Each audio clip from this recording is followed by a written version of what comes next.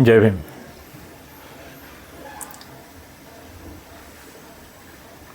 सार्वभौम the sovereign या YouTube चॅनलवर आपलं सर्वांचं स्वागत आहे.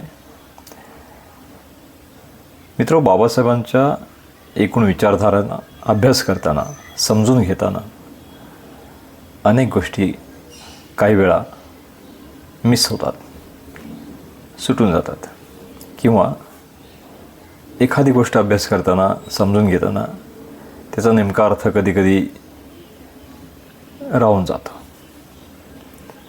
तर अशा काही गोष्टींवर आपल्याशी संवाद साधण्यासाठीच हे यूट्यूब चॅनल जे आहे द सॉवरिन सार्वभौम हे सुरू करण्यात आलेलं आहे. आता एक साधी गोष्ट आहे की बाबासाहेबांनी 1924ला बहिष्कृत हितकारणी सभा स्थापन केली आणि त्याचं घोषवाक्य दिलं ते एज्युकेट, ॲजिटेट अँड ऑर्गनाईज. एज्युकेट म्हणजे शिका, शिकवा. ॲजिटेट म्हणजे जागृत व्हा, जागृत करा. आणि संघटित व्हा म्हणजे ऑर्गनाईज म्हणजे संघटित व्हा आणि संघटित करा. असा त्या एकूण घोषवाक्याचा दुहेरी अर्थ आहे. आणि या दुहेरी अर्थाला संपूर्ण समजून घ्यायला हवा. एज्युकेट, शिका. निश्चितपणे शिकलं पाहिजे, पण जे शिकल्यानंतर दुसऱ्यांना समजावून सांगता आलं पाहिजे, दुसऱ्यांपर्यंत पोचवलं पाहिजे. ॲजिटेट, जागृत व्हा, जागृत झालं पाहिजे. आणि जे जागृत झालेलं आहेत त्यांनी दुसऱ्यांना जागृत केलं पाहिजे. ऑर्गनाईज, संघटित व्हा आणि संघटित करा. जे संघटित झालेले आहेत त्यांनी संघटित केलं पाहिजे. आणि नंतर मग संघर्षाची वेळ येईल.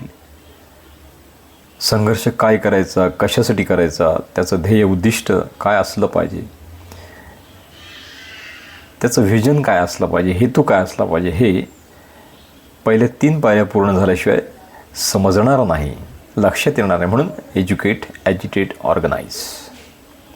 आणि म्हणून मित्र, ही जशी संघर्षाची जशी काही पूर्वतयारी आहे आणि या पूर्ण तयारीनिशी जेव्हा माणूस उतरेल संघर्षामध्ये, तेव्हा तो निश्चितपणे विजयी होईल, विजय प्राप्त करेल, अशी यामागची धारणा आहे.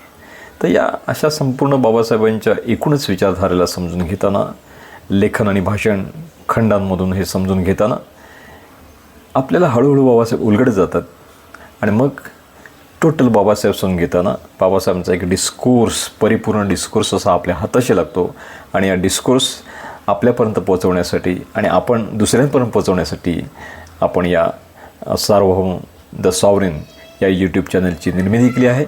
आपण या यूट्यूब चॅनलद्वारे आपण लोकांपर्यंत जोडून घेऊ. हे आवडलं असेल तर निश्चितपणे लाईक करा, सबस्क्राईब करा आणि फॉरवर्ड करा. जय भीम, जय भारत.